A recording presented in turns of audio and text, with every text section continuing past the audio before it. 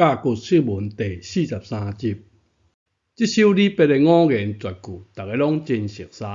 咱用闽南语来读一遍：床前明月光，疑是地上霜。举头望明月，低头思故乡。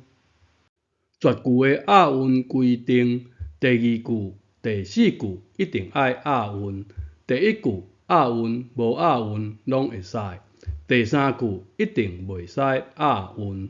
这集主要来研究这两字。眠床顶悬有厝尾顶，天伫眠床，当然就无法度赏月，也就是这个床明显毋是咱现代人认为的眠床，是啥呢？是井岸。为着避免细汉囡仔落落井，井边做一个护栏。像李白这种大官府，如果进一步甲护栏美化，变成是花园造景，这伫当时算是真实行。你看这篇《淮南王》，后园造井，人造床，所以啦，床是井边的护栏，毋是眠床哦。时代无共，有无共的解说。安尼理解这个床，床前明月光，意思就是花园照落着明亮的月光。这时李白有抬头看月亮无？可能无哦，无心情看月，是看地上，所以才有疑是地上霜。虽然李白捌有照月亮啉酒的记录，但是这首诗李白完全无心情赏月。刷来这字句，咱来感受李白如何表达出伊沉重的心情。举头以简化的中文来理解，就简单等于抬头，是无？抬举啊，抬就是举啊。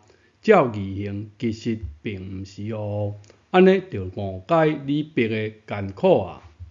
举头为字形来理解，并毋是抬头，比抬头看搁较远是抬头。抬头是亲像倒顶年柑，真简单。正常人并无需要用手来帮忙抬头，是吧？这个抬是爱用手来倒吐，才有法度抬悬。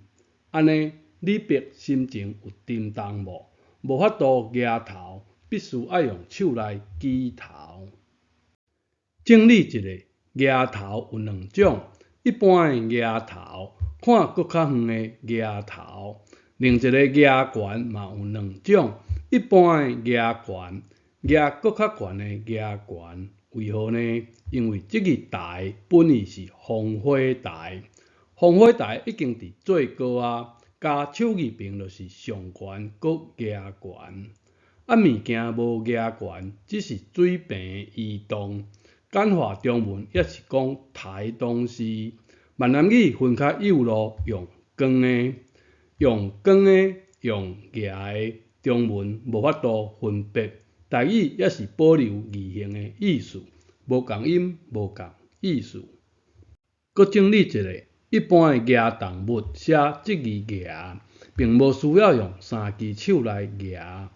册包用金架头抬，另外这字抬。两人扛全班的便当去找，用这字扛。用手摕一个便当。或者是讲摕一个便当，摕间起字，这字摕，这字若读举，意思是掀，代志举开，这字举，法院定用这字哦，上举，举是。转来这首诗，前两句是无心赏月，如何无心？头爱用手斗举，才勉强望明月。算啦。月亮无啥好看啦，低头思故乡。用安尼来理解李白这首诗，有搁较深刻感受到思乡的忧愁无？有照字形的意思来捌字无？一家之言尔，欢迎大家指教。对加一字抬，句正头搁抬起来的抬，边好也袂离，搁被抬出来。就是再发之即，再平野，歹性地搁夹起来，即字夹。即集讲到这，感谢你的收看，咱下一集再会。